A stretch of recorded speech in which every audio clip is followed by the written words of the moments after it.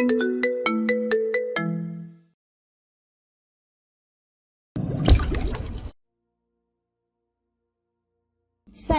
আমার হবু হাজবেন্ড আমাদের সাথেই যাচ্ছে, আপনি ওর সাথে কথা বলুন।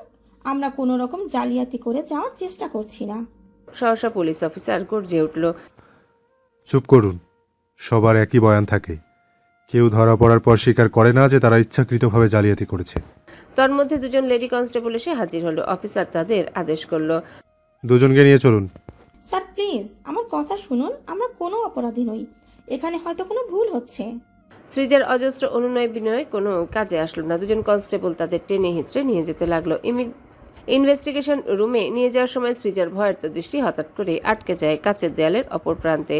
কাচের দেয়ালের ওপাশে সানাফ শটান হয়ে দাঁড়িয়ে আছে, তার হাতে কোনো ফোন নেই। সে পকেটে হাত ঢুকে খুব শান্ত ভঙ্গিতে সৃজার দিকে তাকিয়ে আছে। সৃজা থমকে গিয়ে দেখলো সানাফের মুখে সেই চেনা সরল ভালোবাসা নেই, বরং সেখানে এক ভয়াবহ বিদ্রুপাত্মক হাসি। সানাফ ঠোঁট নেড়ে নিঃশব্দে শুধু উচ্চারণ করলো, চেকমেট।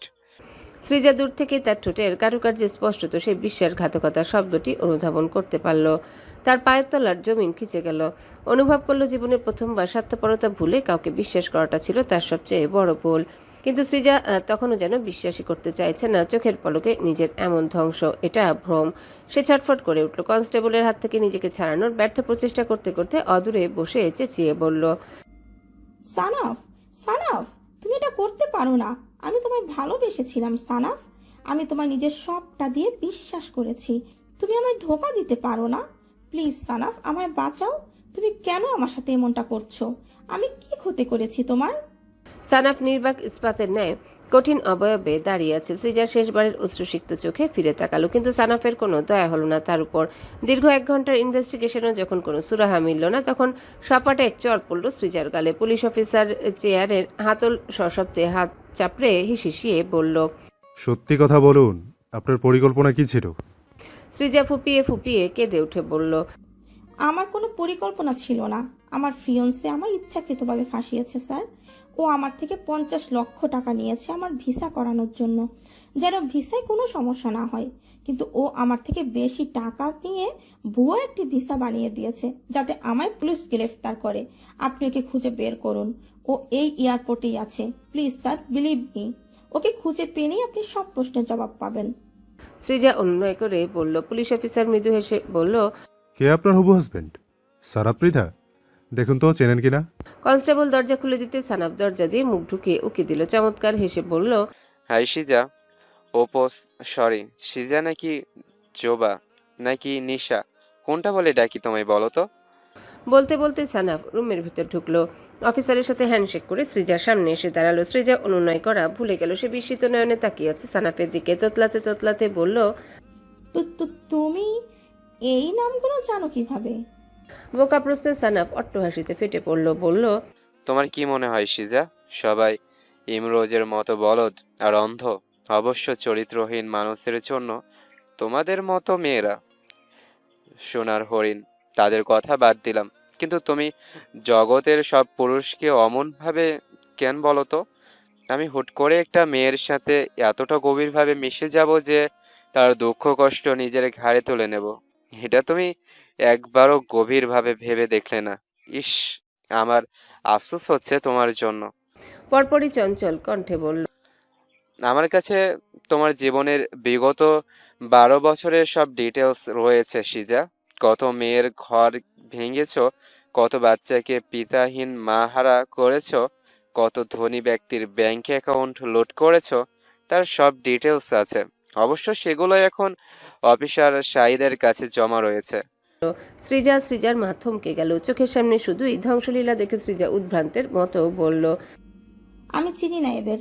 আমি সৃজা, আমি কিছু করিনি। আমি অপরাধী নই। You bastard! ভালো থাকতে চাও, অপরাধ নয়। আমায় ছেড়ে দিন আপনারা। সৃজা চেঁচিয়ে বলল। সহসা আরও একটা চড় পড়ল তার গালে। উত্তেজিত বদন নেতিয়ে পড়ল সেই আঘাতে। অফিসার সাইদ তার চোয়াল চেপে ধরল। সেই চাপে রক্ত জমল আঙ্গুলের ডগায় কুঁচকে থাকা নরম চর্মে। বলল, ভালো থাকতে চাওয়া অপরাধ নয়, কিন্তু ভালো থাকার জন্য অপরাধকে বেছে নেওয়া অপরাধ। বিগত 12 বছর যাবৎ একাধিক পরিচয়ে একাধিক ধনী বিবাহিত পুরুষকে ফাঁসানো, তাদের থেকে অর্থ হাতিয়ে নেওয়া, পালিয়ে যাওয়া, এগুলো ক্রাইম মিস সৃজা। এছাড়াও আপনার নামে একাধিক মামলা রয়েছে। আপনার শেষ মুরগির নাম ছিল ইমরোজ শিকদার, তাই তো? তিনি গতকাল খুলনায় আপনার নামে প্রতারণার আর চুরির দায়ে মামলা করেছেন। স্বামীকে নেশা করিয়ে তার থেকে দলিলে স্বাক্ষর করিয়ে তার অগোচরে বাড়ি বিক্রি করে দিয়ে সব টাকা নিয়ে আপনি ভুয়া ভিসার মাধ্যমে দেশ থেকে পালাতে চেয়েছিলেন, তাই তো? আপনার পরিকল্পনা খুব সুন্দর হলেও প্রক্রিয়া খুবই বাজে ছিল মিস সৃজা। অনেক অপরাধ করেছেন, এখন একটু কারাগারে গিয়ে বিশ্রাম নিন। আপনার মতো জঘন্য মেয়ে মানুষ সমাজে খোলামেলা ঘুরলে নোংরামিতে ভরে যাবে সমাজ। বলেই অফিসার সাইদ একদল থুতু ফেলে বেরিয়ে গেলেন কক্ষ থেকে। তার ঘৃণা হয়ে এমন নারীদের। বুকে হাত গুজে দাঁড়িয়ে থাকা সানাফ এবার নুয়ে গেল সৃজার দিকে।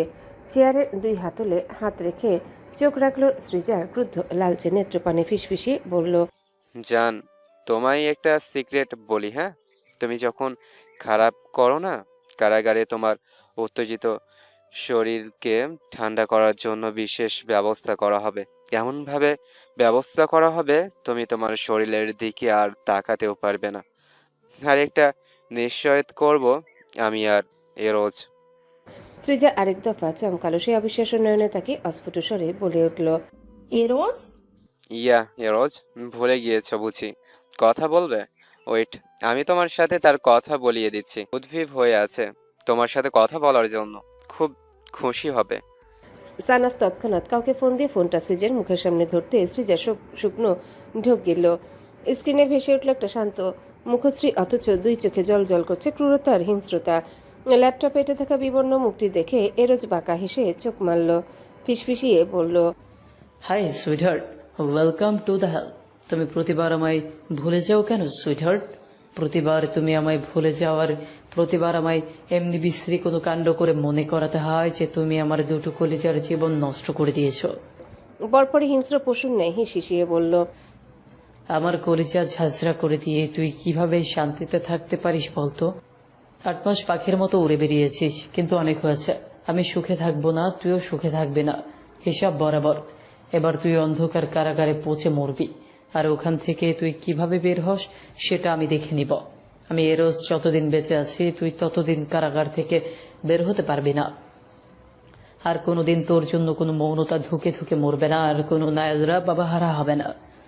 এরোজের চোখ টলটল করছে, অক্ষিদ্বয়ের সফেদ অংশে অচিরে লালচে আভা ছড়িয়ে পড়ল।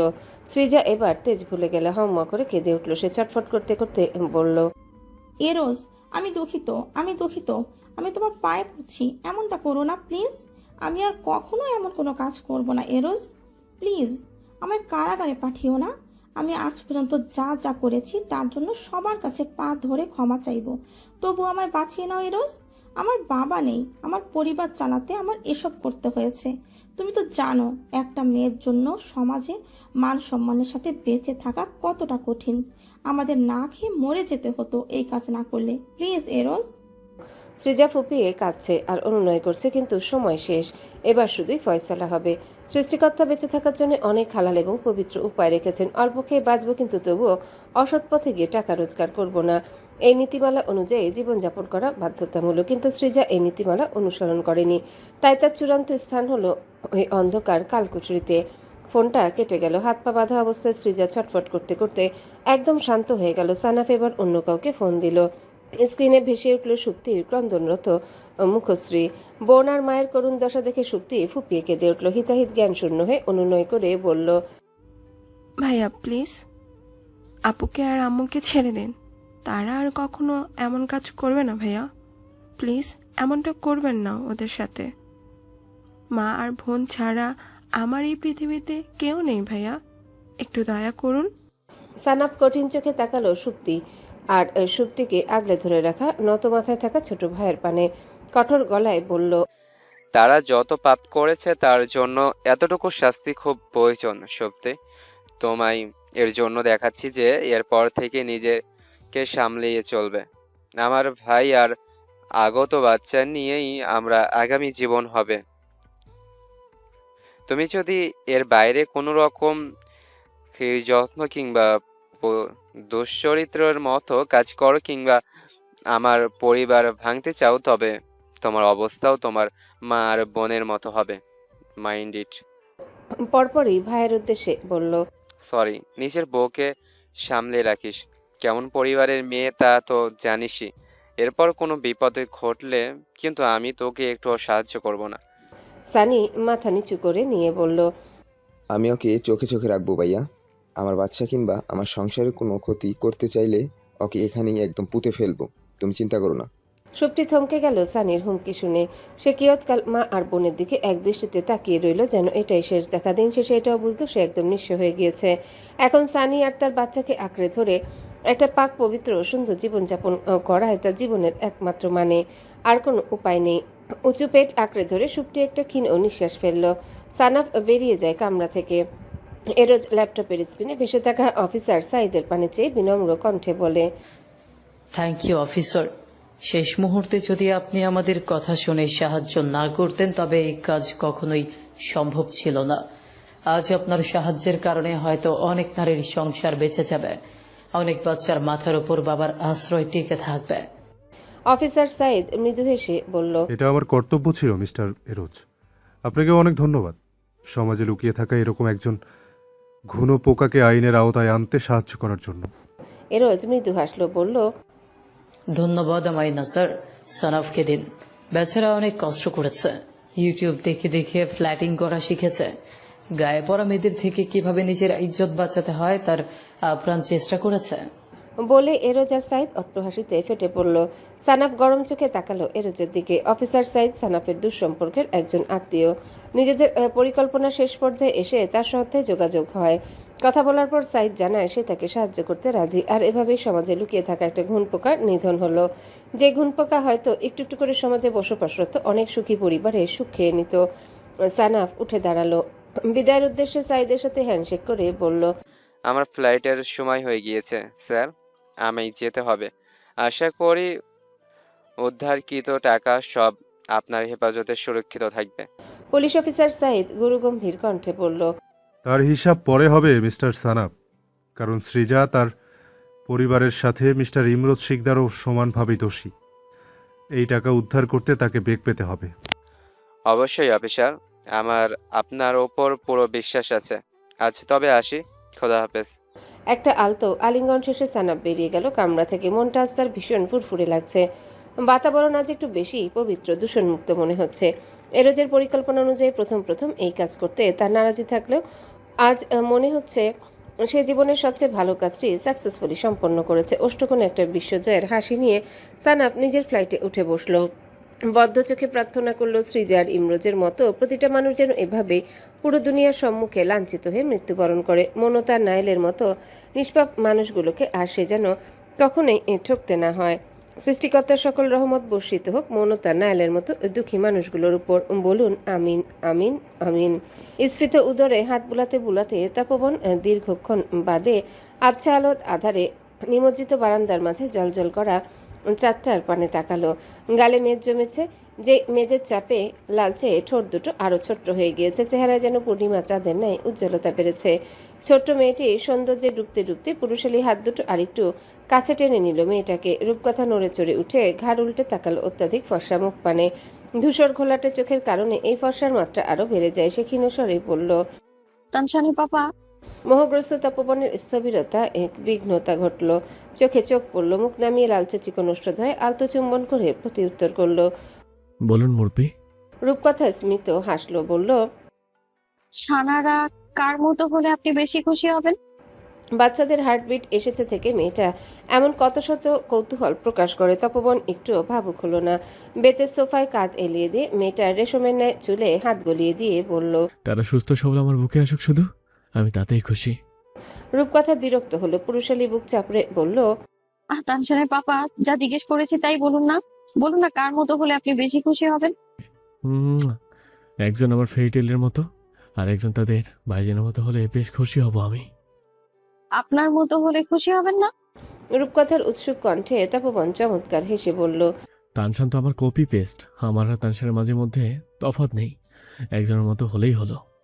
রূপকথা নীরব রইল। তপবন কিয়ৎকলবাদ জিজ্ঞাসা করল, এবার তুমি বলো, সানারা কার মতো হলে তুমি বেশি খুশি হবে? রূপকথা মৃদু হেসে বলল, আপনি যেমন চান ছানারা তেমন হলেই আমিও খুশি হব। কেন, তোমার নিজস্ব কোনো ইচ্ছা নেই? আহা, আমি আমার সব ইচ্ছা একদিন আপনার নামে করেছিলাম, সেদিন থেকে আপনি আর আমি জড়িত। আপনি জড়িত সবকিছুই আমার একমাত্র পছন্দ। তপবনের মাঝে হঠাৎ করে নিস্তব্ধতা ছেয়ে গেল। মেয়েটার অদ্ভুত স্বীকারোক্তিতে ক্ষীণস্বরে বলে উঠল। এত কেন ভালোবাসো এই ক্ষুদ্যুক্ত মানুষটাকে? রূপকথা গেট সংলগ্ন বাগানবিলাস গাছটার পানে চেয়ে ধিমি কণ্ঠে বলল। আপনি আমার ভাগ্য বলে। আর যদি আমি তোমার ভাগ্যে না হতাম? এই যদির কোনো স্থান নেই জীবনে, হবে সেটাই যেটা ভাগ্য নির্ধারণ করেছে। আর আমার ভাগ্য নির্ধারণ হয়ে গিয়েছে বহু পূর্বে। মানিয়ে নেওয়ার এত শক্তি পেলে কোথা থেকে? যেদিন থেকে বাবা নামক মানুষটা হারিয়ে গিয়েছে, সেদিন থেকে মানিয়ে নেওয়ার ক্ষমতাটাকে একটু একটু করে চিনতে পেরেছি। তোমার বাবা আজ আমাদের জীবনে থাকলে আমাদের গল্পটা একটু ভিন্ন হতো রূপকথা। কিন্তু এই গল্পটা আর এই গল্পের মূল চরিত্র তপবন শিকদার আমার খুব প্রিয়। দুঃখের বিনিময়ে যদি এমন একজন তপবন শিকদার পাওয়া যায়, তবে আমি এমন হাজার দুঃখ সইতে রাজি। তপবনের ওষ্ঠকোণে আলতো বেঁকে যায়। সে ঘাড় নুইয়ে বক্ষপানে চেয়ে বলল। কিন্তু এই তপবন শিকদারের মাঝে আছে কি? রূপকথা দুষ্টু হাসি দিল। মুখ বাড়িয়ে চট করে তপবনের গালে একটা চুমু দিয়ে বলল। আমার স্বামী আছে, আমার ব্যক্তিগত টিচার আছে, আমার 3 ছানাদের পাপা আছে। মেয়েটার বাচ্চামো ভরা কণ্ঠে তপবন হু হু করে হেসে উঠল। দুহাতে শক্ত করে মেয়েটিকে বুকে জড়িয়ে নিয়ে ঘাড়ে মুখ গুজে দিল।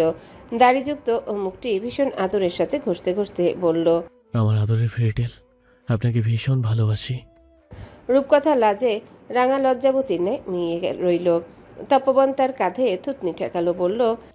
তো এখনো কি আপনার তানসেনের পাপা ডাকটি বদলানোর সঠিক সময় আসেনি? রূপকথা সরব চঞ্চল কণ্ঠে বলল। এসেছে। তপবন আগ্রহী হলো। ভীষণ আগ্রহের সাথে পিটপিট করে চেয়ে বলল। কি? আপনি এখন আমার 3 ছানাদের পাপা, সুন্দর না?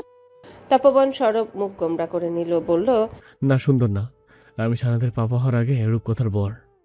রূপকথা থমথমে মুখে সাইজা নিয়ে বলল। রূপকথার বুড়ো বর। মেয়েটার দুষ্টুমি ভরা কণ্ঠে তপবন সরব মেয়েটির মাথায় একটা চাটি মেরে বলল। পাজি মেয়ে। রূপকথা খিলখিলিয়ে হেসে উঠল তাকে খেপাতে পেরে। হাসতে হাসতে গালে ঠোঁট ছুঁয়ে দিয়ে বলল। আপনি কি জানেন আমি তানসেনের পাপা ডাকটিতে বারংবার প্রাণ হারাই? এই একটা ডাক আমায় প্রতি মুহূর্তে অনুভব করায় আমি কারো মা, আমি তানসানের মা। এই ডাকটা আমার সত্যি। আমি এই ডাকটাকে ভীষণ ভালোবাসি। আমি আজীবন আপনাকে এই তানসানের পাপা বলে ডাকতে চাই এবং আজীবন তানসানের মা হয়ে বাঁচতে চাই। তপবন হাল ছেড়ে দিল। মেনে নিল মেয়েটার মাতৃত্ব ভরা আবদারকে। বশ্যতা স্বীকার করে বলল। এই ডাকটি আজীবনের জন্য আপনার জন্য বরাদ্দ করা হলো। আমার মুরব্বী যেন আজীবন তানসানের মা হয়ে বাঁচতে পারে। সৃষ্টিকর্তার কাছে সবসময় আমার এই আর্জি থাকবে। রূপকথা মৃদু হাসলো। তপবন মেয়েটির ছোট্ট মুখটি বুকে চেপে ধরে বলল। এখন একটু ঘুমান, রাত 3টা বাজে। আর কত রাত জাগবেন? আপনার ছানারা দুষ্ট তানসানের পাপা, ঘুমোতে দেয় না। কি করব আমি? শরীরে অদ্ভুত অস্থিরতা কাজ করে, চোখ বুঝতে পারি না। আচ্ছা, ঘুমোতে হবে না, চলো একটা প্রতিযোগিতা করি। তুমি আর আমি, যে জিতবে তাকে আগামীকাল সকালে ট্রিট দেওয়া হবে। কিসের প্রতিযোগিতা আর কেমন ট্রিট? ইস্তেগফারের প্রতিযোগিতা।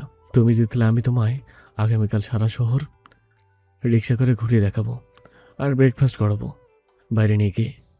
আর আমি জিতলে একদিনের মধ্যে ফিজিক্স দ্বিতীয় পত্রের সকল এমসিকিউ রিভাইজ দিবে। রাজি আছো? রূপকথা চোখ পাকিয়ে তাকালো। রাগত স্বরে বলল। আপনার সব কথা পড়াশোনায় গিয়ে কেন আটকায়? আমি অবশ্যই জিতবো। ওকে, দেখা যাক। তপবন তসবি পড়ার 2টো ডিজিটাল তসবি কাউন্টার নিয়ে আসলো। একটা রূপকথার হাতে দিয়ে বলল। আমি যখন স্টার্ট বলবো তখন শুরু করবে। প্রতিযোগিতা হবে 1 ঘন্টা অবধি। এর মধ্যে যে যত বেশি ইস্তেগফার করতে পারবে, স্টাবস যখন অ্যালার্ম দেবে তখন শেষ করবে। ওকে? ওকে। আস্তাগফিরুল্লাহ সবচেয়ে ছোট ইস্তেগফার। পুরুষালী বক্ষে পিঠ থেকে একে অপরকে নিবিড়ভাবে আঁকড়ে ধরে দুজনে ভরপুর মনোবল নিয়ে ইস্তেগফার করা শুরু করলো। নিঃসন্দেহে সবচেয়ে সুন্দর কোয়ালিটি টাইমগুলোর মধ্যে একটি এই মুহূর্তটুকু। 1 ঘন্টা নিমিষেই কেটে গেল। স্টপ ওয়াচ অ্যালার্ম দিতে তারা দুজন ইস্তেগফার থামালো।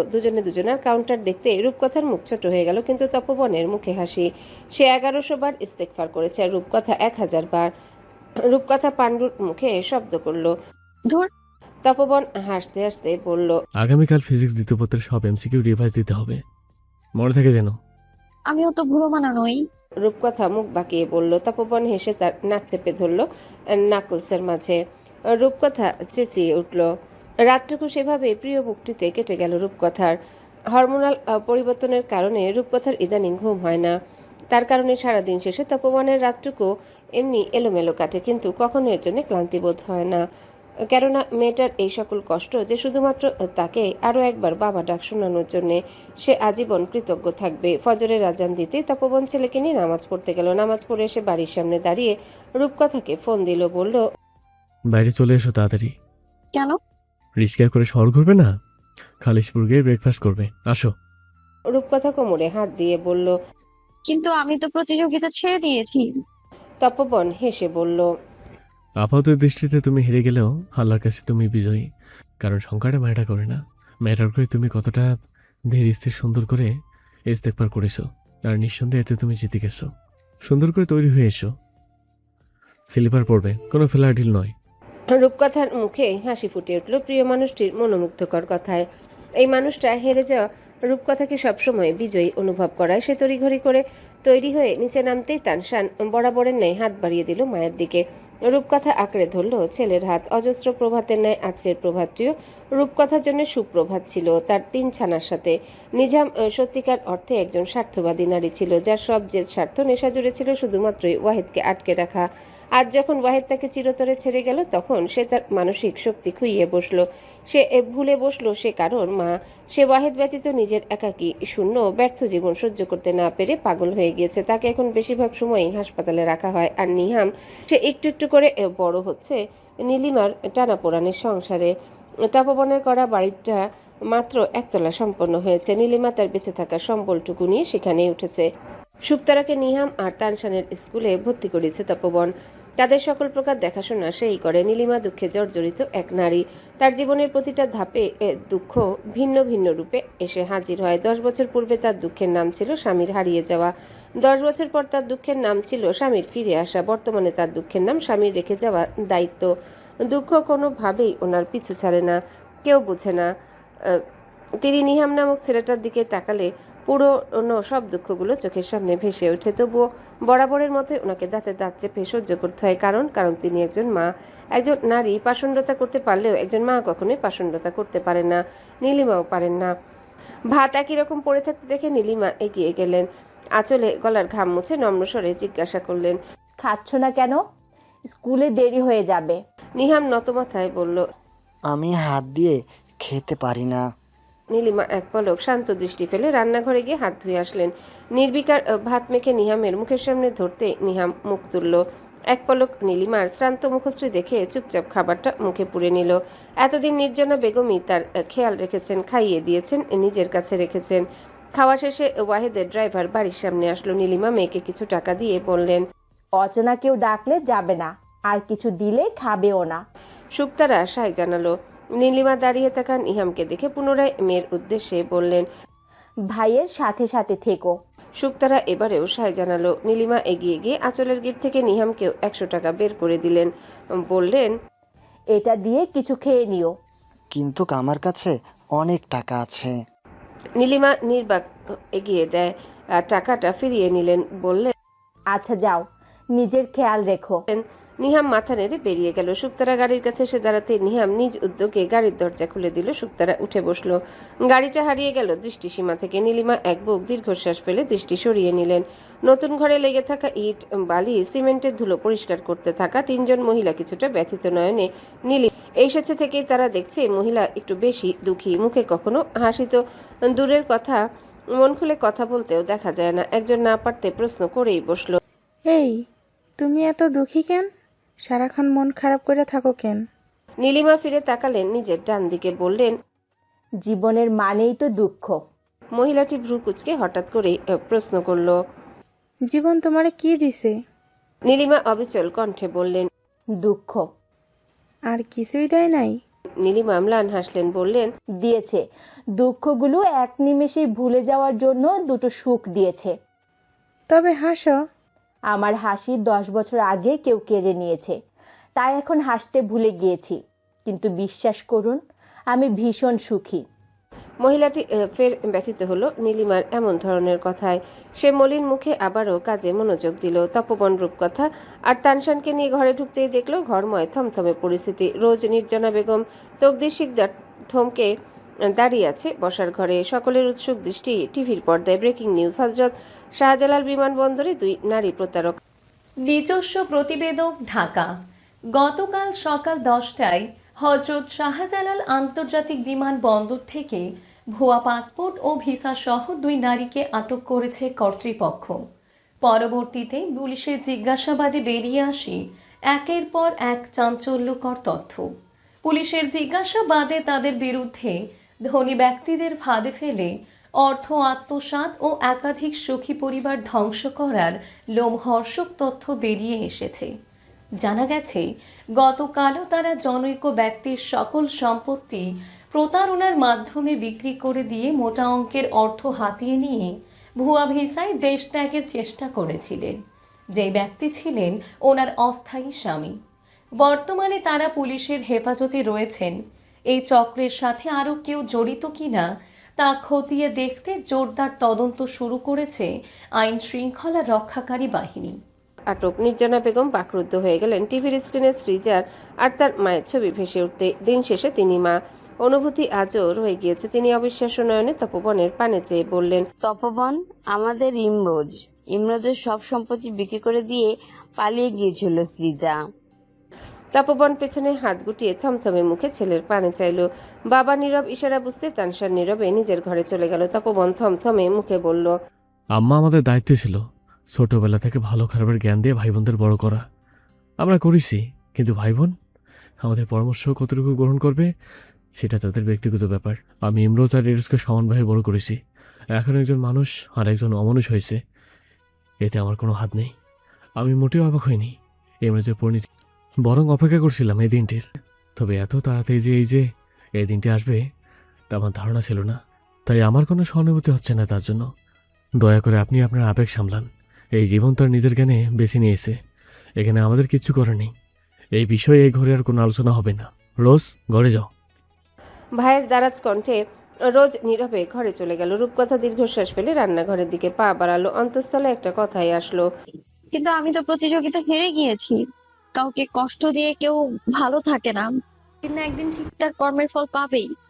অতঃপর সকলের প্রাপ্য পূর্ণ দেনা পাওনা, ভালোবাসা অভালোবাসার হিসাব মিটে গেল। কিন্তু হিসাব মিটল না শুধু এরোজ, মৌনতা নামক 2টি ভঙ্গুর অবয়বের। তারা আজও কেমন বিদঘুটে যন্ত্রণাদায়ক প্রতিক্রিয়া আর হারানোর ভয়ের মাঝে আটকে আছে। 2.5 মাসের বিবর্তন, অথচ এরোজ মৌনতা এখনো সেই 2.5 মাস আগের স্থানে আর পরিস্থিতিতে দাঁড়িয়ে আছে। বমি করতে করতে কোলে থাকা দেহটা একসময় রক্ত বমি করতে লাগলো। নারীটিকে আগলে ধরা পুরুষটি পাগলের ন্যায় ছটফট করে উঠল সেই রক্ত বমি দেখে। হুট করে একটা সময় নারীটির দেহ সর্বশান্ত হয়ে গেল পুরুষটির বাহু ডোরে। বামগাল গলিয়ে রক্তে সরু স্রোত গড়িয়ে পড়ছে অনবরত। পুরুষটি থমকে গেল। নারীটি যেই হারে নিস্তেজ হয় তার থেকে দ্বিগুণ হারে পুরুষটির স্নায়ু নিস্তেজ হয়ে আসলো। দেহ বল ছেড়ে দেয়। অন্তঃস্থলে থাকা সুপ্ত আশাটুকু বুঝি এই মুখ থুবড়ে পড়ল। দেয়ালে পিঠ ঠেকিয়ে সর্বশান্ত এরোজ বলহীন দেহে নির্নিমেষ চেয়ে রইল রক্তমাখা দেহটির পানে। এই তো সব শেষ, ভয়গুলো জিতে গেল বুঝি। চোখের কার্নি ভিজতে ভিজতে আজ রক্ত গড়িয়ে পড়ার উপক্রম। তবুও সৃষ্টিকর্তার করুণা হলো না বুঝি। এরোজ ফাঁকা ঢোক গিলল। থরথরিয়ে কাঁপতে থাকা হাতটি বাড়িয়ে আলতো করে নারীটির দেহ ছুঁয়ে দিল। নেই কোনো সারা শব্দ নেই। পৃথিবী নিস্তব্ধ হয়ে গেল। তবে যেখানেই শেষ সেখানেই যেন নতুন প্রারম্ভের সূচনা হয়। সর্বহারা পুরুষটির নিস্তব্ধ পৃথিবীতে আলোর অন্তরে একটা ক্ষীণ দুর্বল কণ্ঠ ভেসে আসলো, এখনো মরিনি, শুধু ক্লান্ত। মৃত্যু কখন আসবে? অপলক চেয়ে থাকা এরোজ পলক ফেলল। সাথে সাথেই টুপ করে এক ফোঁটা অশ্রু গড়িয়ে পড়ল অদূরে নিস্তেজ দেহটি চোখ মেলে তাকাতে। সদ্য খোলা 2টো কাজল মাখা আঁখি দেখতেই এরোজের ঠোঁটের কোণে এক ফালি হাসি ফুটে উঠল, অথচ ভেতরটা ঠিকরে হু হু করে কান্না বেরিয়ে আসলো। এরোজ অবসাদগ্রস্ত ক্লান্ত দেহে হু হু করে কেঁদে উঠল। ঘাড় কাত করে চেয়ে থাকা মৌনতা ম্লান হাসলো সেই কান্নায়। কণ্ঠনালী এর থেকে কথা বের হয় না কষ্টে, তবুও ফিসফিসি বলল, কাউকে এতটা ভালোবাসতে নেই যে ভালোবাসা হারিয়ে যাওয়ার সাথে সাথে তোমার ভেতরটাকে সর্বশান্ত করে দেয়। ভালোবাসা যে আস্ত পিছুটান। এরোজ হাউমা করে কেঁদে উঠল নারীটির কণ্ঠ শুনতেই। আর এক মুহূর্ত বিলম্ব করল না। বাজ পাখির মতো ছৌ মেরে নিস্তেজ দেহটি কোলে তুলে নিয়ে ছুটতে লাগলো। হড়বড়িয়ে বলল, কিছু হবে না মৌন, আমরা এখনই হাসপাতালে যাচ্ছি, সব ঠিক হয়ে যাবে, বমি কমে যাবে। কেমন শেষ মৌন, আর একটু সাহস রাখুন। এরোজের সান্ত্বনা বাণীগুলো পৌঁছালো না মৌনতার কানে। বাহুডোরের সমস্ত ভর ছেড়ে ততক্ষণে দেহটি অচেতন হয়ে গিয়েছে। এরোজ সেদিকে এক পলক চেয়ে উদ্ভ্রান্তের মতো ছুটে নিচে নামতে লাগলো। ঘড়িতে তখন রাত 2টা। সে ছুটতে ছুটতে বজ্রকণ্ঠে হাঁক ছেড়ে পড়ল। আন্টি, মৌন আবার অসুস্থ হয়ে পড়েছে, আপনি খালামুনির সাথে হাসপাতালে আসুন। মাসুমা ভয়ার্ত দেহে ধরফড়িয়ে ছুটে বের হলো কামরা থেকে। অস্ফুট স্বরে বলল, মৌন, ও তো কিছুক্ষণ আগেও ঠিক ছিল। তিনি ছুটে নিচে নামলেন, কিন্তু এরোজ ততক্ষণে গাড়ি নিয়ে বেরিয়ে গিয়েছে। সুখের হাত আঁকড়ে ধরার জন্য মৌনতা ভীষণ সাহসিকতার সাথে 5টি কেমোর সাথে লড়ে ফেলল। আজকেই ছুটি পেয়ে বাড়িতে ফিরেছিল, কিন্তু হঠাৎ করে সে আরো বেশি অসুস্থ হয়ে পড়ে। বাহুডোরে চোখ মুছতে মুছতে এরোজ এক হাতে গাড়ি চালাচ্ছে, আর কোলে থাকা দেহটির মাথায় হাত বুলাচ্ছে। সাথে থাকে কত শত আদুরে বুলি। মৌনতার ডাক্তার ফোনটা রিসিভ করতে এরোজ সব জানালো। ডাক্তার রেগে গেলেন। আমি তোমায় আগেই বলেছিলাম ওর শারীরিক কন্ডিশন ভালো না, বাড়িতে নেওয়া যাবে না, কিন্তু তুমি তো শোনোনি। রিডিকুলাস, দ্রুত হাসপাতালে আনো, আমি সব রেডি রাখছি। এরোজ ফের ফুপিয়ে কেঁদে উঠল নিজের বোকামিতে। মৌনতা হাসপাতালে থাকতে চায় না, এখন বেশিরভাগ সময় তার সাথে থাকতে চায়। তাই জোর করে আজ বাড়িতে নিয়ে গিয়েছিল, কিন্তু ভাবেনি তার ফল এভাবে ভোগ করতে হবে। 5 মিনিটের মাথায় এরোজ মৌনতাকে নিয়ে হাসপাতালে পৌঁছালো। ডাক্তার এমার্জেন্সি তাকে আবারও আইসিইউতে শিফট করলো। আইসিইউতে ঢোকানোর সময় মৌনতা এক মুহূর্তের জন্য চোখ মেলে তাকালো। লীরা হাঁক ছেড়ে এরোজকে ডেকে বলল, এরোজ, এদিকে আসো, মৌন ডাকছে তোমায়। এরোজ টলমলে পায়ে এগিয়ে গেল। চোখ মেলে তাকাতে না পারা মুমূর্ষু নারীটির দিকে এরোজ অবলোকন করলো। এটা তার দেখা সেই দুঃস্বপ্নের রাতটার সাথে ভয়ঙ্করভাবে মিলে যাচ্ছে। একদম একই রকম, ঠিক যেমন স্বপ্নটি ছিল। মুহূর্তে এরোজের গা ঘেমে উঠল। চোখের সামনে সব ধোঁয়াশা হয়ে আসলো। তার মনে পড়ল নিজের আবদারটার কথা। সেদিন দেরি হয়ে গিয়েছিল আবদারটা করতে, কিন্তু আজ আর দেরি করলো না। সে এরোজ হুট করে অশ্রুসিক্ত নয়নে আবদার করে বলল, মৌন, আপনাকে একটু জড়িয়ে ধরতে পারি? অক্সিজেন মাস্কের আড়ালে মৌনতা ঘন ঘন নিঃশ্বাস ফেলে না বোধক মাথা নাড়ল। নাড়াতে না পারা হাতটি 2 আঙ্গুল নেড়ে এরোজকে কাছে ডাকলো। এরোজ নিজের কান এগিয়ে নিল তার মুখের কাছে। কর্ণকুহরে আন্দোলিত হয় ফিসফিসিয়ে বলা একটা সুন্দর বাক্য। একদম কবুল বলার পর একটু থেমে পুনরায় বলল, আপনি একদিন জিজ্ঞেস করেছিলেন আমার কোনো ইচ্ছে আছে কি না।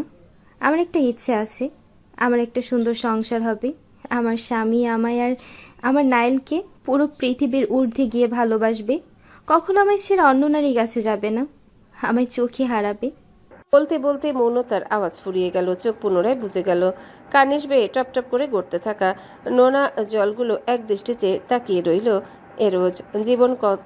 জীবন কখন এতটা বিদঘুটে পরিস্থিতিতে এসে দাঁড়ালো যে আজ তাকে তার প্রিয় মানুষটির শেষ ইচ্ছা শুনতে হচ্ছে। শুনছি কানাডা যাচ্ছ। বাহ, আপনি তো আমার বেশ খবর রাখেন। আমি তোমার কোনো খবর রাখি না, সেটা বলতে পারো।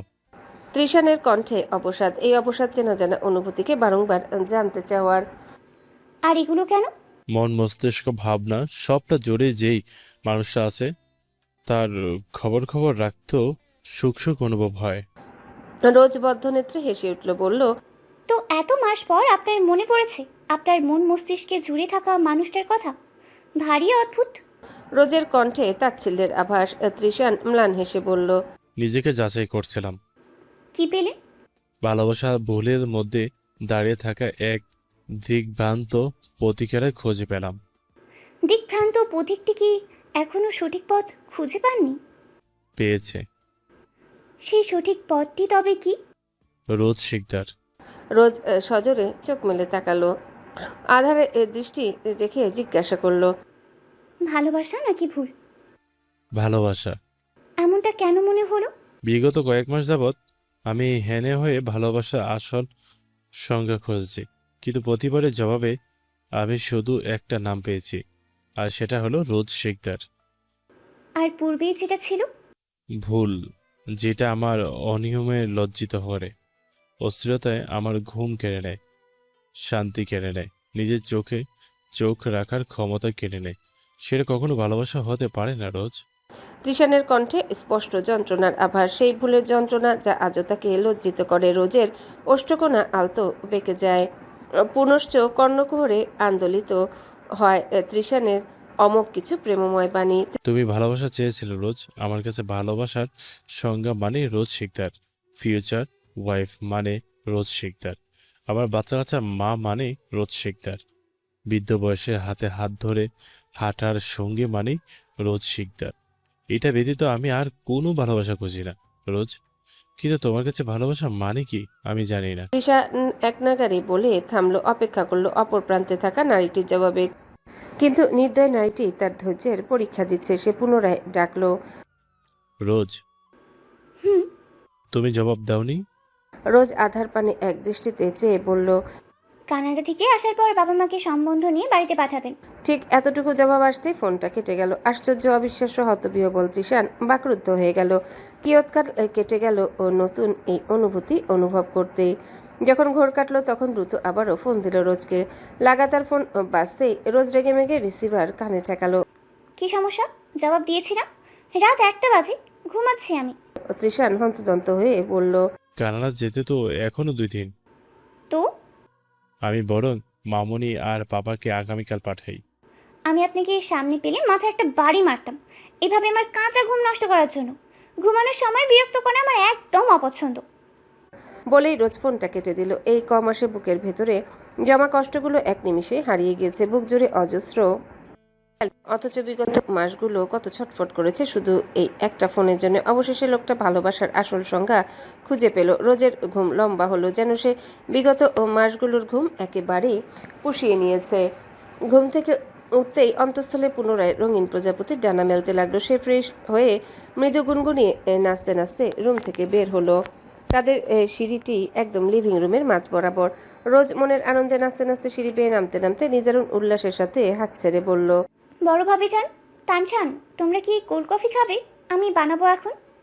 কিন্তু হঠাৎ করে রোজের কণ্ঠ আটকে গেল নিচের সিঁড়িতে নামতে। রোজ হতভম্ব হয়ে তাকালো সিঁড়ির ঠিক বাম পাশে থাকা এল সাইজের সোফায় বসা 3টি অনাকাঙ্ক্ষিত মুখ পানে। তৃষান হাঁ করে তাকিয়ে রইল রোজের আপাদমস্তক। হতভম্ব ও রোজ তৎক্ষণাৎ নিজের পানে তাকায়। পরনে ফতুয়ার পায়জামাটি লক্ষ্য হতে সে আচমকা উড়াধুরা চুট লাগায় উল্টো দিকে। নির্জনা বেগমের ইচ্ছে হলো রোজের কান ফাটিয়ে দিতে। কতবার বলেছে এই পোশাক পরে নিচে না নামতে। বসার থেকে অনতি দূরে খাবার ঘরে দাঁড়িয়ে থাকা তানশান আর রূপকথার গম্ভীর মুখশ্রী ভেদ করে না চাইতেও ফিক করে হাসি বেরিয়ে আসে। তামজিদ, জোবায়েত আর মৈতি শব্দ করে হেসে ওঠেন রোজের দৌড় দেখে। তপবন জড়তা নিয়ে বলল, লজ্জা পেয়েছ হয়তো। তকদির শিকদারও সৌজন্য হাসলেন। তামজিদ জোবায়ের হাসতে হাসতে বললেন, রোজ এখনো আগের মতোই চঞ্চল ও প্রাণবন্ত রয়েছে ভাইজান। আমার ঘরে এমন একটা মেয়ে খুব প্রয়োজন। এই বুড়ো বুড়ি আর ছেলে তো সবসময় বাইরেই থাকে, বাড়িটা একদম শূন্য লাগে। আপনি যদি রাজি হতেন তবে আমার ঘরেও একটা পরীর মতো মেয়ে থাকতো ভাইজান। তিশান সম্পত্তি একটা মাল্টিন্যাশনাল কোম্পানিতে জব পেয়েছে। আপনারা ওর একাডেমিক পারফরমেন্স সম্পর্কে জানেন। প্রতিটা বোর্ড এক্সামে বোর্ড স্ট্যান্ড করেছে। নির্জনা বেগম আর তকদির শিকদার তপবনের দিকে তাকালো। তপবন তাকিয়ে আছে ফোনে থাকা মেসেজটার দিকে। তিশান নামক আইডি থেকে ছোট্ট একটা মেসেজ। যেটা হয়েছে সেটা একটা অনাকাঙ্ক্ষিত ভুল ছিল ভাইজান। আমি তার জন্য আপনার কাছে লজ্জিত। কিন্তু রোজের প্রতি ভালোবাসা আমার কোনো ভুল কিংবা রাগের অংশ নয়। আমরা দুজন অতীত জেনে দুজনকে যথেষ্ট পর্যবেক্ষণ করে এই সিদ্ধান্ত নিয়েছি। আশা করি আপনি কোনো ঠগকারিতা মূলত সিদ্ধান্ত নেবে না, যা আমার আর রোজের একটা সুন্দর ভবিষ্যৎ পরিকল্পনা থেকে নষ্ট করে দেবে। তপবন মুখ তুলে এক পলক দেখলো তৃষানকে। অতঃপর বয়স্কদের উদ্দেশ্যে বলল, আমি একটু রোজের সাথে কথা বলে আসি। নির্জনা বেগম মেয়ের তৃষান আর রূপকথার অতীতের কারণে আপত্তি থাকলেও তৃষান এসে আগে সেই ভুলের জন্য মাফ চেয়েছে। এটাও বলেছে এই সম্পর্কে রোজের পূর্ণ সম্মতি রয়েছে। ঠিক এই জায়গাটায় তকদির শিকদার কথার জোর হারিয়ে ফেলেন। তিনি কখনোই মেয়ের উপর জোর জবরদস্তি করে কিছু চাপিয়ে দেননি। যা চেয়েছে তাই দিয়েছেন। জীবনসঙ্গী নির্বাচনের ক্ষেত্রেও এই ভুল করবেন না সে। রোজ যেটা চাইবে সেটাই হবে। তপবন বুকে হাত গুজে দাঁড়িয়ে আছে বোনের বারান্দায়। রোজ আলুথালু বেশে কাচুমাচু করে যাচ্ছে ভাইয়ের শানিত দৃষ্টি দেখে। তপবন গলা খাকারি দিল, মিহিসরে জিজ্ঞাসা করলো, তিশানের সাথে তোমার কোনো সম্পর্ক? কোনো সম্পর্ক নেই ভাইজান। রোজ তড়িঘড়ি করে বলল। তপবন গম্ভীর মুখে চাইল।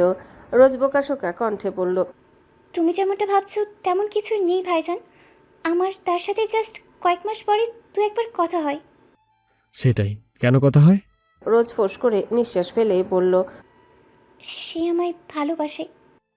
আর এটা তুমি কি করে বুঝলে? তার ভালোবাসা সত্যি, যেখানে কিছুদিন আগেই একটা বিশ্রী ঘটনা ঘটিয়েছে। ওই বিশ্রী ঘটনার জন্যই সে বদলে গিয়েছে ভাইজান। সে লজ্জিত নিজের কাজে। সে জানতো না ভাবির বিষয়ে, তাই ভুল হয়ে গিয়েছে।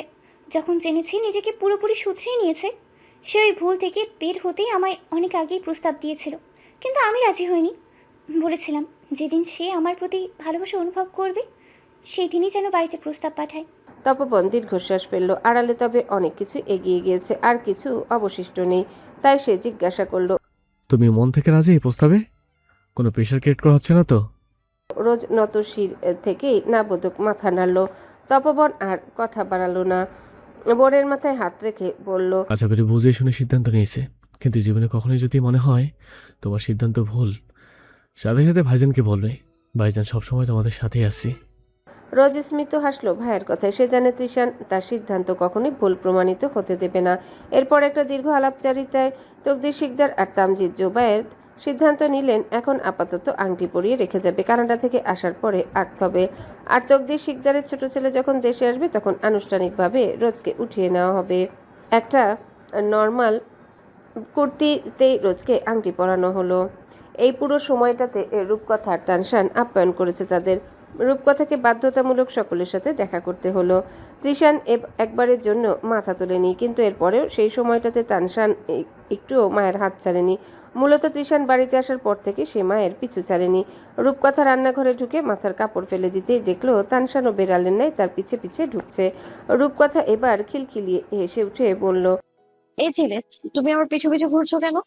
তানশান ছোট মুখ করে চেয়ার টেনে বসতে বসতে বলল, আই ডোন্ট লাইক তৃষান চাচু।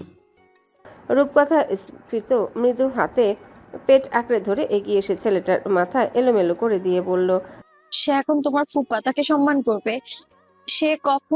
সে যখন আমাদের কোনো ক্ষতি করে না, তো আমরাও তার কোনো ক্ষতি করব না। তোমার ফুপির ভালো থাকা জুড়ে আছে তার সাথে, ঠিক আছে? মিমির কথা শুনবে? তানশান মাথা নেড়ে বলল, শুনবো। তাদের কথার মাঝে রোজ হন্তদন্তে রান্নাঘরে ঢুকলো। রেগে মেগে তানশানকে বলল, এই ছেলে, এমনি সময় তো পত্রিকাওয়ালা আসলেও ফুপি ফুপি বলে পাড়া মাতিয়ে তোলো, আর আজ তোমার গলা থেকে কোনো আওয়াজ বের হয়নি, তাই না? যখন দেখলে আমি হাঁক ছেড়ে তোমাদের ডাকছি, তোমরা বললে না ঘরে অতিথি এসেছে। তানশান কপাল কুঁচকে বলল, তুমিও তো কখনো এমন নাচতে নাচতে নিচে নামোনি। তবে আমি কিভাবে জানবো যে আজ তুমি নাচতে নাচতে নিচে নামবে? আমি কি জ্যোতিষী যে আমি আগে থেকেই জানবো আজ আমার ফুপি মোহনের লাড্ডু ফুটেছে? তানছানের বাচ্চা, মুখ সামলে কথা বলো। আমার মনে কোনো লাড্ডু ফোটেনি। রোজ তেতে উঠে তানশানের চুল টেনে ধরল। রূপকথা খিলখিলিয়ে হেসে উঠল তাদের ঝগড়া দেখে। রোজ ঝগড়া থামিয়ে তাকায় রূপকথার পানে মিহিসরে বলে, তুমি কি আমার উপর রেগে আছো ভাবি? না, কেন? আমি তৃষানকে বিয়ে করছি দেখে। আমায় লজ্জা দিও না আপু, তার সাথে আমার কোনো লেনা দেনা কখনোই ছিল না আপু। ওটা আমার একটা ভুল বোঝাবুঝি ছিল, আর কিছুই না। আমি তোমার জন্য ভীষণ খুশি। রূপকথা হাসি মুখে বলল। রোজ ম্লান হেসে তাকে জড়িয়ে ধরল। কারাগারের লোহার শিকের এই প্রান্তে দাঁড়িয়ে থাকা ইমরোজ এক দৃষ্টে তাকিয়েছে ঘৃণা ভরা মুখ পানে। তার চোখে বিস্ময়, আফসোস আর না বলা সহস্র অভিযোগ। মেঝেতে কুকুরে বসে যন্ত্রণায় কাতরে থাকা এই মেয়েটি তার জীবন সঙ্গিনী ছিল, যার মোহে সে পুরো দুনিয়াকে তুচ্ছ করেছিল। আর সেই মেয়েটির কারণেই সে নিঃস্ব। মানুষ যাকে সবচেয়ে বেশি গুরুত্ব দেয়, সেই মানুষটি কেন তাকে সবচেয়ে বড় অবহেলা উপহার দেয়? এই অমীমাংসিত প্রশ্নটি মনে নিয়ে সে প্রতিবারের মতো আজও জিজ্ঞাসা করল, আমার সাথে এমনটা কেন করলে সৃজা? শারীরিক নির্যাতনে বিধ্বস্ত সৃজা এবার ধৈর্য হারিয়ে চিৎকার করে উঠল, তুই একটা মা! তুই কি ভেবেছিলি আমি মৌনতার মতো দুঃখ কষ্ট করে তোর ঘরে বসে দিন রাত খাটবো আর তোর সেবা করব? আমি সৃজা, যে কখনো রান্না করিনি, তোর ঘরে আমি তাও করেছি। এটাই তোর সৌভাগ্য। আবার জিজ্ঞেস করছিস কেন এমনটা করেছি? তুই তো এটারই যোগ্য। তোর না আছে বুদ্ধি, না আছে ব্যক্তিত্ব, আর না আছে রুচিবোধ। তোর সাথে 8টা মাস কাটিয়েছি, এর জন্যই তোর শুকরিয়া করা উচিত। ইমরোজ স্তব্ধ হয়ে দাঁড়িয়ে রইল। আজ সেই চিরচেনা প্রেমময় তুমি সম্বোধনটুকু তুইতে রূপান্তরিত হয়েছে। সে অস্ফুট স্বরে বলল, এত ঘৃণা? আমাদের 1.5 বছরের প্রেম, 8 মাসের সংসার সবই কি তোমার কাছে মূল্যহীন ছিল সৃজা? একবারও কি ভালোবাসনি? এত বড় ক্ষতি কি করে করলি? এসব ভালোবাসা টালোবাসা আমার ধারা হয় না। আর তোর মতো মাকে তো কোনো দিন না। আমার লেনা দেনা শুধু টাকার সাথে। ভালোবাসতে হয় সুপুরুষকে। তুই একটা কাপুরুষ যে ঘরে বউ বাচ্চা রেখে আমার সাথে শুতে পারে, সে কোনোদিন ভালোবাসার যোগ্য না। সবটা টাকার জন্য ছিল? ইমরোজ বিধুর নয়নে চেয়ে বলল। অথচ আমি তোমার ভালোবাসার টানেই আমার স্ত্রী সন্তান ছেড়ে দিয়েছিলাম সৃজা। তোমার সাথে একটা সুখী সংসার জীবন শুরু করতে চেয়েছিলাম। সহসা সৃজা দুর্বল বদনে হেসে উঠল, যেন সে কোনো মজার জোক শুনেছে। সে হাসতে হাসতে বলল, সত্যি তোর প্রতিটা রং আমি চিনি। তুই কি বুঝিস আমি তোর মতো গাধা? আমি 1.5 বছরে কতবার অনুরোধ করেছিলাম মৌনতাকে ডিভোর্স দেওয়ার জন্য, কিন্তু তুই কখনো দিসনি। তুই তো ঘরে বাইরে মজা নিচ্ছিলি। ঘরে আদর্শ বউ আর বাইরে প্রেমিকা। বাহ, কি জিন্দেগি! আর যখন দেখলি ঘরের বউ মরণ ব্যাধিতে আক্রান্ত, তাকে দিয়ে আর কাজ হবে না, তখনই তুই তাকে ছেড়ে আমায় বিয়ে করার জন্য উঠে পড়ে লেগেছিলি। কি ঠিক বলছি না? ইমরোজ শুকনো ঢোক গিলল সৃজার কথা শতভাগ সত্যতার আভাসে। হ্যাঁ, সে কোনোদিনও মৌনতাকে ছাড়তে চায়নি। সে মৌনতার প্রতিভক্তি, সেবা, ভালোবাসার প্রতি আকৃষ্ট ছিল। মৌনতা যত অসুস্থ থাকুক না কেন কখনোই তার আহ্বানে নাকচ করতো না, কখনো তাকে অখুশি করতো না। তবে এটাও সত্য, সে সৃজাকেও ভালোবাসত। কিন্তু দুই নৌকায় পা দিয়ে যে বেশি দিন চলা যায় না। লোভ, এই একটি নিকৃষ্ট শব্দ সৃজা ও ইমরোজ উভয়কেই ধ্বংসের দ্বার প্রান্তে নিয়ে দাঁড়িয়েছে। ইমরোজ আর একটা শব্দ বলার মতো ক্ষমতা জোগাতে পারল না। সে বেরিয়ে গেল থানা থেকে। আজ 2.5 মাস, অথচ সে এখনো ঢাকার বিভিন্ন থানায় ছোটাছুটি করছে নিজের টাকা উদ্ধারের জন্যে। কিন্তু কোনো উপায় হচ্ছে না। জমানো কিছু টাকা অবশিষ্ট ছিল, তাও শেষের পথে। থাকার মতো জায়গা বলতে নিজের করা একতলা একটা অফিস। সারা জীবন আভিজাত্যের মাঝে বড় হওয়া পুরুষটি কারোর কাছে গিয়ে চাকরির জন্য দাঁড়াতে পারে না লজ্জায়। পুরো খুলনা ছড়িয়ে পড়েছে তার কাহিনী। সবাই থুতু দিচ্ছে আর মজা নিচ্ছে। তো তার ভারী বোঝা কাঁধে নিয়ে ইমরোজ ফুটপাতে হাঁটতে লাগলো। চোখের পাতায় ভাসছে 2 নারীর তফাৎ। এক নারী যে কিনা 2 বছর তার সাথে ভালোবাসার অভিনয় করার বিনিময়ে তার গোটা জীবনের অর্জিত সম্পত্তি, পরিবার, সম্মান, ব্যক্তিত্ব, মাথার উপর ছায়া সব কেড়ে নিয়েছে। হাঁটতে হাঁটতে হঠাৎ আকাশের বুক চিরে বৃষ্টি নামলো। পথিকরা আশ্রয়ের খোঁজে ছুটল। ইমরোজের মাঝে কোনো তাড়না নেই। আজ যেন এই প্রবল বৃষ্টিও তার ভেতরের দহনকে প্রশমিত করতে পারছে না। তার চেহারা বসে গেছে, চোখের নিচে গাঢ় কালি। আজ সে নিঃস্ব। তার পরিবার নেই, বন্ধু নেই, তার খোঁজ নেওয়ার মতো বিশাল পৃথিবীতে কেউ নেই। তার কেউ নেই। আর্তনাদ চেপে রাখতে না পেরে সে হঠাৎ ফুটপাতে হাঁটু গেড়ে মাথা নুইয়ে বসে পড়ল। আর্তনাদের সুরে বলে উঠল, কেন নেই? বলে ফুপিয়ে কেঁদে উঠল পুরুষটি। বৃষ্টির শব্দের সাথে মিশে গেল তার করুণ বিলাপ। আমার কেউ নেই। কেন নেই? জগতের সবার সব আছে, শুধু আমি একা কেন? আমার তো ভরা সংসার ছিল, মৌনতা ছিল, নায়েল ছিল। তারা তো আমাকে ভালোবাসতো। আমরা তো খুব সুখী ছিলাম।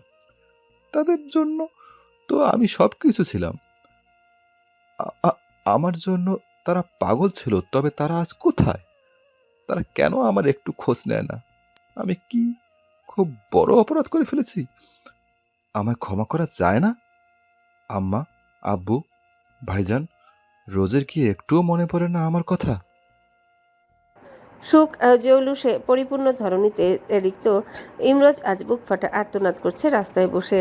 কিন্তু শোনার মতো কেউ নেই। ইমরোজ হাউমা করে কাঁদতে কাঁদতে অনুনয় করে বলল, হে আল্লাহ, প্লিজ আমায় রাস্তা দেখাও। আমার যে খুব কষ্ট হচ্ছে। নায়েল, প্লিজ পাপার কাছে চলে এসো। পাপা কখনো আর তোমার মাম্মাকে কষ্ট দেবে না। নায়েল, আল্লাহ প্লিজ আমায় আমার আগের জীবন ফিরিয়ে দাও। আমি সৃজার মোহে পরে পাপ করেছি। আমি ক্ষমা চাইছি তোমার কাছে। কেউ মন থেকে ক্ষমা চাইলে তো তুমি তাকে ফিরিয়ে দাও না, আমায় ফিরিয়ে দিও না। আমায় আমার পরিবার ফিরিয়ে দাও। আমি তাদের সারা জীবন আগলে রাখবো। বৃষ্টির করতালিতে মুখরিত ধরনীয় বোধহয় আজ ধিক্কার জানালো ইমরোজের আর্তনাদে। অজস্রবার সুযোগ দেওয়ার পরও, অজস্র পাপ করার পরে বান্দা যখন আল্লাহ সহানুভূতিকে পুঁজি করে ক্ষমা চায়, তখন কি বা বলার থাকে? নিঃসন্দেহে মহান আল্লাহ তাআলা ক্ষমার ক্ষেত্রে দয়ালু। তিনি কাকে কখন ক্ষমা করবেন সেটাকেও কল্পনাও করতে পারে না। বহুক্ষণ কান্নার পর তার ভেতরের বিষাদ কিছুটা হালকা হলো। প্রচন্ড জ্বর আর ভেজা শরীর নিয়ে সে টলতে টলতে উঠে দাঁড়ালো। আমাকে আব্বুর কাছে যেতে হবে। মৌনতা যেমনই থাকুক না কেন, আমি তাকে আবার গ্রহণ করতে চাই। তারা আমার পরিবার ছিল, আমার জন্য তারা পাগল ছিল। তারা কখনোই আমায় ফিরিয়ে দেবে না। আমি দরকার হলে মৌনতার পায়ে পড়ে ক্ষমা চাইব, তবুও আমি আমার পরিবারকে ফিরে চাই। টালমাটাল পায়ে ইমরোজ উন্মাদের মতো ছুটতে লাগলো, তার ছুটে যাওয়া সুখ আবারও আঁকড়ে ধরতে। কিন্তু সে কি জানে তারা অচিরেই কারো সুখ হয়ে গিয়েছে? ভাগ্যের কি নির্মম পরিণতি! একদিন স্বামী নামক ভ্রমের পেছনে মৌনতা তার জীবন যৌবন খুইয়ে ছুটেছে, আর আজ স্বামী নামক মানুষটা তার পেছনে ছুটছে। মানুষ কেন সঠিক সময়ে সঠিক বোধটি উপলব্ধি করতে পারে না? পরদিন সকাল 7:30 নাগাদ তকদির শিকদার, তপবন আর তানশান নামাজ শেষে হাঁটাহাঁটি করে বাড়ি ফিরল। গেট দিয়ে ঢোকার পথে কিছুটা দূরে মেন রোডের শোরগোল দেখে তপবন আর তকদির শিকদার এগিয়ে গেল সেদিকে। যেতে যেতে তানশানকে বলল, বাসায় যাও আব্বু, আমরা আসছি। তানশান নীরবে চলে গেল বাড়ির ভিতরে। তকদির শিকদার আর তপবন মেন রোডে যেতে আশ্চর্য হয়ে গেল রোডের পাশে অচেতন ইমরোজকে পড়ে থাকতে দেখে। লোকজন ঘিরে রেখেছে তাকে। তকদির শিকদার আর তপবন পেছনকাল ভুলের দোহাই দিয়ে তাকে ওভাবে ফেলে রাখতে পারল না। তারা তৎক্ষণাৎ অচেতন দেহটি আঁকড়ে ধরল। প্রচণ্ড উত্তাপে গা পুড়ে যাচ্ছে। তকদির শিকদার উদ্বিগ্ন কণ্ঠে চারিপাশের লোকদের জিজ্ঞাসা করলেন, ওর কি হয়েছে? ও এখানে এভাবে কি করছে? একজন রিকশা চালক বললেন, একটু আগে একটা বাসের কন্ডাক্টর ওনাকে এখানে নামিয়ে দিয়ে গেল। অজ্ঞান হওয়ার আগে নাকি এই জায়গার নাম বলছিল। আপনাদের কিছু হয় নাকি? আমরা আরো খুঁজতে যেতে চাইলাম পরিবারের লোকজন। তকদির শিকদার আর তপবন জবাব দিল না। তপবন ঠোঁট কামড়ে ছেলেটার জীর্ণ বদন দেখে বাবাকে সতর্ক কণ্ঠে বলল, আব্বু ভেবে রাখা ঠিক হবে না, শরীরের অবস্থা অনেক খারাপ। বাড়িতে নিয়ে চলো, হাত পা কালো হয়ে এসেছে। তকদির শিকদার শাসন করতে জানলেও পাষণ্ডতা করতে পারলেন না। দিন শেষে ছেলেটির জন্মদাতা তিনি। তারা বাড়িতে নিয়ে এলো ইমরোজকে। নির্জনা বেগম আঁতকে উঠলেন আজ এতগুলো মাস পর ছেলের এমন শোচনীয় দশায়। ওর কি হয়েছে তপবন? ওর চোখ মুখের এমন দশা কেন? তপবন ইমরোজকে গেস্ট রুমে রাখলো, বলল, জানি না আম্মা, জ্বরে অচেতন হয়ে রাস্তার মোড়ে পড়েছিল, তাই আব্বু আর আমি নিয়ে এলাম। এভাবে কিছুক্ষণ ফেলে রাখলে মরে যাবে। তপবন? নির্জনা বেগম আর্তনাদ করে উঠলেন। তপবনের মুখাবয়ব কঠিন। সে ডাক্তারকে ফোন দিল। নির্জনা বেগম দ্রুত ইমরোজের গা হাত পা ছুঁয়ে দেখে জলপট্টি দিতে লাগলেন। তকদির শিকদার থমথমে মুখে রুমে ঢুকলেন। তাচ্ছিল্য হেসে বললেন, দেখেছ নির্জনা, কর্মের ফল কাকে বলে? বাবা মা সন্তানের জন্য যা করেন ভালোর জন্যই করেন, কিন্তু এই ছোট ব্যাগকেল বোঝার ক্ষমতা সবার থাকে না। নির্বোধ ছেলে, আমি কখনোই আমার সন্তানদের ওপর ওই ব্যভিচারিণীর ছায়া পড়তে দেইনি, কিন্তু ও ঠিকই ওর মায়ের গুণ নিজের মধ্যে লালন করত। আজ তার করুণ পরিণতি দেখো। বাগেরহাটের এমপির ছেলে আজ রাস্তায় পড়েছিল। তকদির শিকদারের কণ্ঠে এহেন তুচ্ছতাচ্ছিল্যে নির্জনা বেগম প্রতিবাদ করলেন তৎক্ষণাৎ। এই অবস্থায় আপনার ঘৃণা প্রকাশ করা কি খুব প্রয়োজন? ও ভুল করেছে, শাস্তিও পাচ্ছে, এখনো মরে যাক, এটাই কি আপনি চান? তাহলে আপনিও তো ওর মতো খারাপই হয়ে গেলেন। তকদির শিকদার চোয়াল শক্ত করে বললেন, তুমি জানো আমি চরিত্রহীন ব্যক্তি সহ্য করতে পারি না নির্জনা, তাই ওকেও সহ্য করতে পারছি না। এদের কোনো শাস্তি আমার শাস্তি মনে হয় না। তাড়াতাড়ি ওকে সুস্থ করো, এরপর বিদায় করো। নির্জনা বেগম অশ্রুসিক্ত নয়নে তাকালেন। তিনি এই ছেলেগুলোর প্রতি একটু বেশি নরম, ওদের একটুও দুঃখ দেখতে পারে না। অনুনয় করে বললেন, সন্তানরা ভুল করবে রোজের আব্বু, কিন্তু তাই বলে বাবা মাও ভুল করবে? অনেক হয়েছে, ও যথেষ্ট শাস্তি পাচ্ছে। আপনি অন্তত ওকে এই অবস্থায় ঘৃণা করা বন্ধ করুন। এটা ওর বাবার বাড়ি, এটা ওরও বাবার বাড়ি। ও থাকুক এখানে। আমি ছাড়া ওর দেখাশোনা করার জন্য তো কেউ নেই এই পৃথিবীতে। সহসা হতবিহ্বল তকদির শিকদার গর্জে উঠলেন, তুমি কি বেশি দয়ালু হচ্ছ না নির্জনা বেগম? ও আমার সাজানো গোছানো পরিবারটা ধ্বংস করে দিয়েছে, মৌনতাকে মৃত্যুর দরে পৌঁছে দিয়েছে, আমার নায়নের জীবন নষ্ট করে দিয়েছে। এরপরও তুমি বলছো আমি ঘৃণা করা বন্ধ করব? মোটেও না। আমি এত দয়ালু না যে একটা চরিত্রহীন ব্যক্তিকে জাস্টিফাই করব। ওকে কোনো রকম সুস্থ করে বিদায় করবে। আমার কথা একটুও নড়চড় হবে না যেন। বলে সে গটগট করে বেরিয়ে গেল কামরা থেকে। নির্জনা বেগম অশ্রুসিক্ত নয়নে ছেলেটিকে ছুঁয়ে ছুঁয়ে দেখলেন। সেই আগের সুঠামদেহী সুশ্রীকরণের ইমরোজ আর নেই। তিনি নীরবে কাঁদলেন। ঠিক এমন পরিণতির আভাস করে তিনি শুরু থেকে সর্বোচ্চ চেষ্টা করেছেন যেন ইমরোজকে খারাপ পথ থেকে ফিরিয়ে আনতে পারে, কিন্তু কর্ম আমাদের কখনোই পিছু ছাড়ে না। তপবন ডাক্তার নিয়ে আসলো।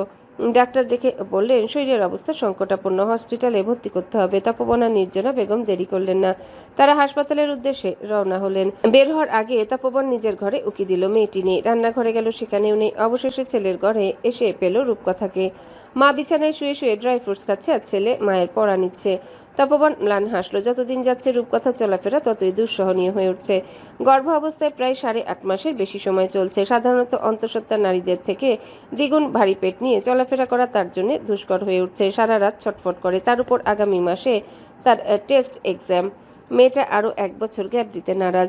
পরীক্ষার পরে ডেলিভারি ডেট। এর মধ্যে তাদের আবার কানাডায় যেতে হবে। এরোজের একটাই আবদার ছিল পরিবারের কাছে। সে তার সুখকে সকলকে সাক্ষী রেখে নিজের করতে চায়। তার বিয়েতে তার পরিবারের সবাই থাকবে। সে কোনো লুকোচুরি কিংবা একা একা বিয়ে করবে না, এবং বরং পুরো দুনিয়াকে দেখিয়ে ধুমধাম করে বিয়ে করবে। আজীবন শুধু দুঃখই পেয়ে যাওয়া ছেলেটির এই আবদার পূরণ করতে তপবন আর তকদির শিকদার বাধ্য। আর তার কারণে বিগত কয়েক মাস যাবৎ তারা কানাডায় যাওয়ার সকল প্রস্তুতি নিয়ে রেখেছে। তপবন ছেলেকে ডাকলো। আব্বু। মিমির পড়া ধরতে থাকা তানশান বাবার পানে তাকালো, ধাতস্থ কণ্ঠে বলল, জি পাপা। স্কুলে যেতে হবে না, বাসায় থেকো আর মিমির খেয়াল রেখো। পাপা আর দাদুর মনে একটু হাসপাতালে যাচ্ছি। ওকে পাপা। তানশান আবারও বইয়ে মনোযোগ দিল। রূপকথা স্বভাবসুলভ ছেলের মুখে একটা ড্রাই ফ্রুটস ঢুকিয়ে গিয়ে দরজার পানে তাকালো। চোখে চোখ পড়তেই তপবন বলল, আমি বাইরে থেকে দুপুর খাবার নিয়ে আসবো, রান্নাঘরে ঢুকবে না।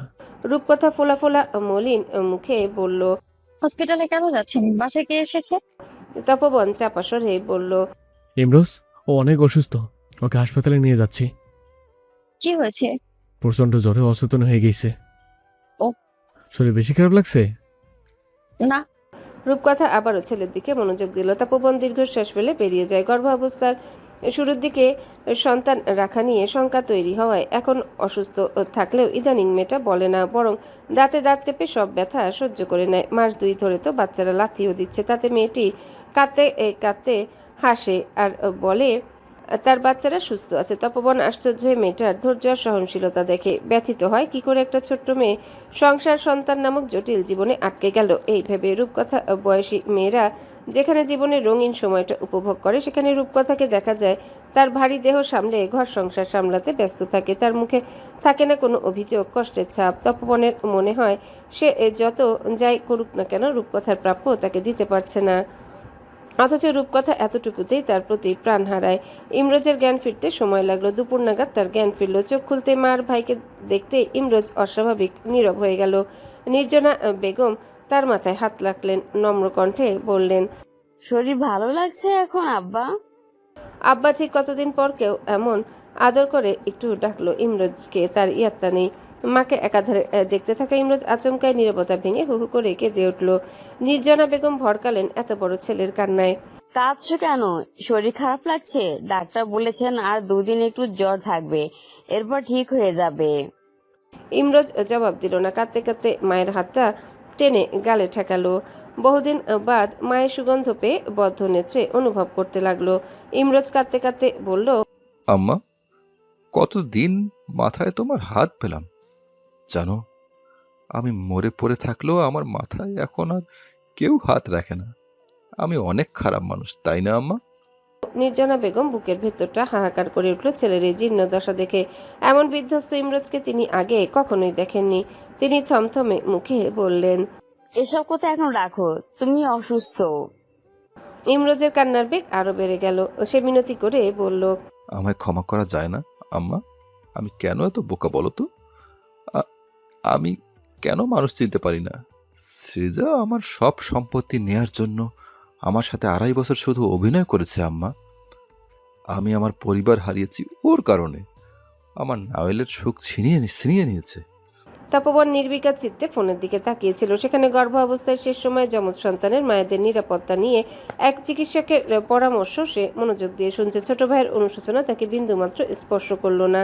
ঠিক সেই লগ্নে তকদির শিকদার কক্ষে প্রবেশ করলেন। ঢুকেই তিনি বড় ছেলেকে জিজ্ঞাসা করলেন, আমার কথা একটু নড়চড় হয় না যেন? তপবন ফোন থেকে মাথা তুলে বলল, হ্যাঁ পাঠিয়ে দিছি। আমি কি এখনই বেরোবো? এখানে এত ভিড়ের প্রয়োজন নেই। তপবন উঠে দাঁড়াতে ইমরোজ অশ্রুসিক্ত চোখে বড় ভাইয়ের দিকে তাকালো। আর্ত ও কণ্ঠে ডাকলো, ভাইজান। এককালে এই ডাকটিতে রুক্ষতা মিশে থাকতো, আজ সেখানে কেবলই আরতি আর মায়া। ভাইকে নিরুদ্বেগ দেখে ইমরোজ পুনরায় বলল, ভাইজান, দয়া করে আমাকে ক্ষমা করে দাও। তুমি ঠিকই বলতে, আমি ভালো মন্দ চেনার ক্ষমতা হারিয়ে ফেলেছিলাম, যার কারণে আমি চিনতে পারিনি কোনটা আমার আসল ঘর আর কোনটা মরিচিকা। তপবন ঠোঁটের কোণে তার ছেলের হাসি ফুটিয়ে ফিরে তাকালো। আমার ক্ষমা করা না করার কিছু যায় আসে না ইমরোজ। তোরা অনেক বড় হয়ে গেছিস। ভাইজানকে কখনোই তোদের প্রয়োজন ছিল না, আর এখনো নেই।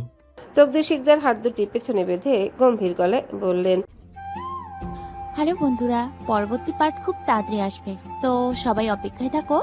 আর চ্যানেলটি যারা এখনো সাবস্ক্রাইব করোনি তারা পরবর্তী পার্ট দেখার জন্য চ্যানেলটি সাবস্ক্রাইব করে রেখো।